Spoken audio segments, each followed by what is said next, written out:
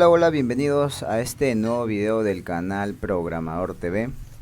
El día de hoy vamos a hablar sobre un tema básico y a la vez un tema muy importante en lo que respecta a la programación. La base de toda la programación viene a ser el tema de los algoritmos, que bueno, en su concepto indica que el algoritmo es una lista de instrucciones donde se especifica una sucesión de operaciones necesarias para resolver cualquier problema de un tipo dado. Si queremos desglosar o explicar a qué se refiere cuando nos indica que es una lista de instrucciones, es una lista, también lo podemos llamar con otro nombre, de secuencia de pasos o instrucciones, como esto acá lo indica, ¿no? Donde te va a indicar ¿qué debes hacer para llegar a un objetivo? Es por eso que te dice lista de instrucciones, donde especifica una sucesión de operaciones necesarias para resolver cualquier problema, o viéndolo de otra forma, llegar a un objetivo, el cual de repente vendría a ser, por ejemplo, la preparación de una comida en específica, por ejemplo, un arroz con pollo. ¿Qué debemos hacer? ¿Cuál deberían ser esos pasos secuenciales y ordenados para poder realizar dicha comida?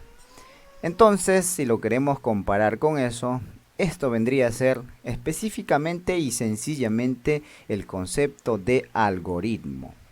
Bien, tenemos las características de los algoritmos.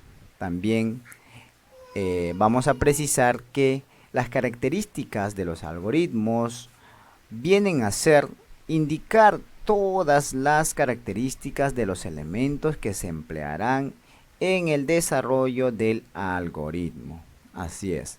Por ejemplo, si hablamos de una pila, indicar qué tipo, tamaño, calidad, etc. Si hablamos de números, se debe definir qué tipo de número, ya sea entero, fraccionario, negativo, positivo, etc. Bien, una de las características entonces vendría a ser que es preciso. Muy bien. También otra de las características de los algoritmos vendría a ser que es finito. Siempre va a tener un fin. Un algoritmo que no tenga un fin, entonces ese programa no va a correr, va a entrar en un bucle repetitivo y de repente por ahí se va a colgar. Siempre tiene que tener, valga la redundancia, la característica de que sea finito. Siempre tiene que tener un fin. Como lo indica acá, se refiere a que todo problema que se resuelva a través de un algoritmo tiene un principio y un fin. También la tercera característica viene a ser que es definido. Si se sigue un algoritmo varias veces, debe arrojar el mismo resultado. Bien, entonces no tiene por qué cambiar el resultado si los pasos indicados en el algoritmo son los mismos. Partes de un algoritmo.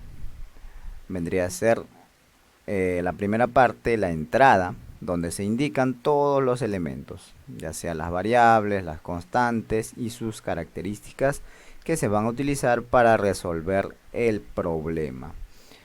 Y como segundo tenemos el proceso, que sería la serie de pasos para resolver el problema.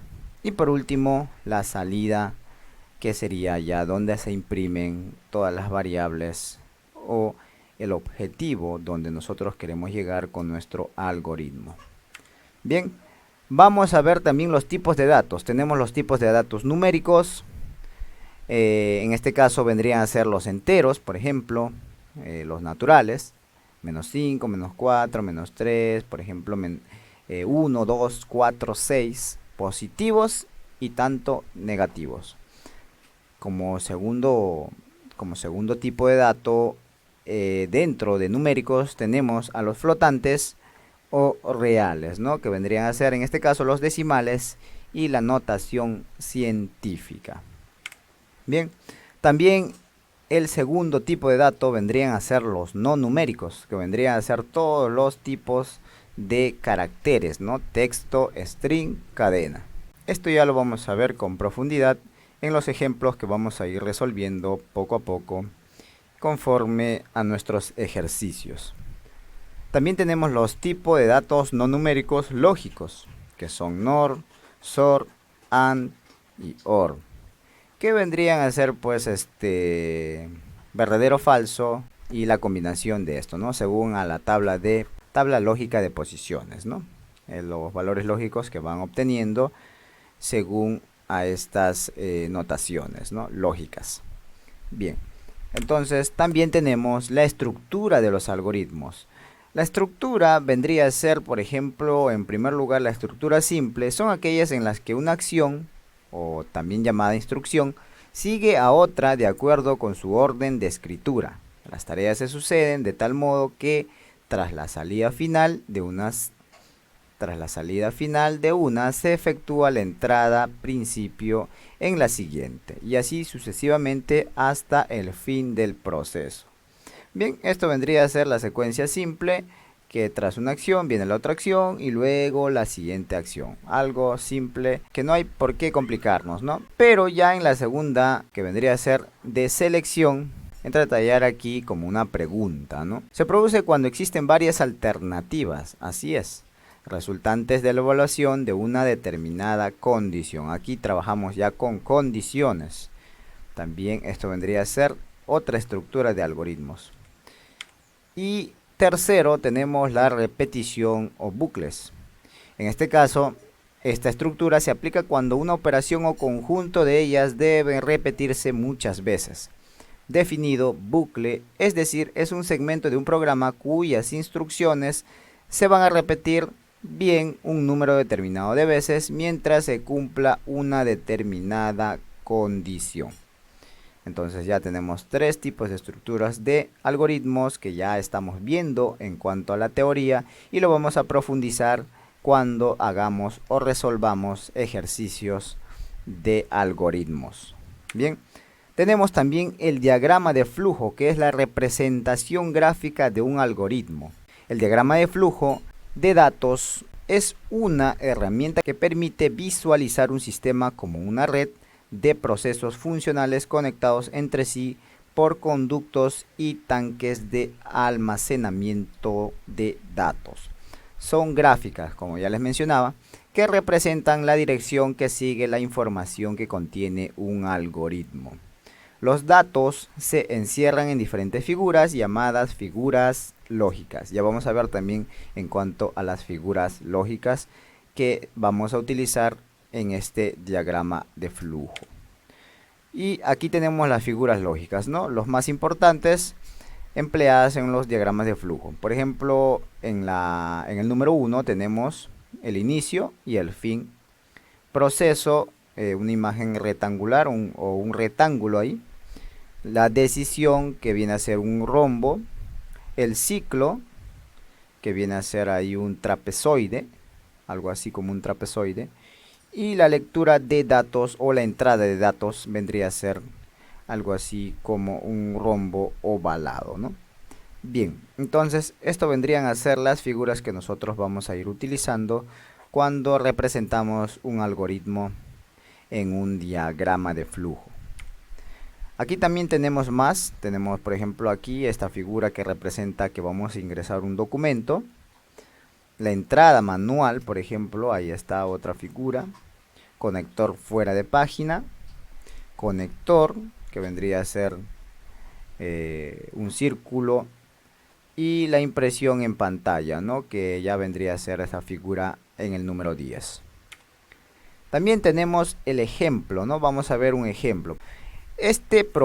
Vamos a ver este problema. Determinar que si el promedio de dos calificaciones es menor a 7, me dice. Desplegar la leyenda no aprobado. De lo contrario, la leyenda será, aquí vamos a corregir, será la palabra aprobado. Entonces vamos a analizar el algoritmo. Empieza con un círculo, como bien decimos que el círculo representa el inicio.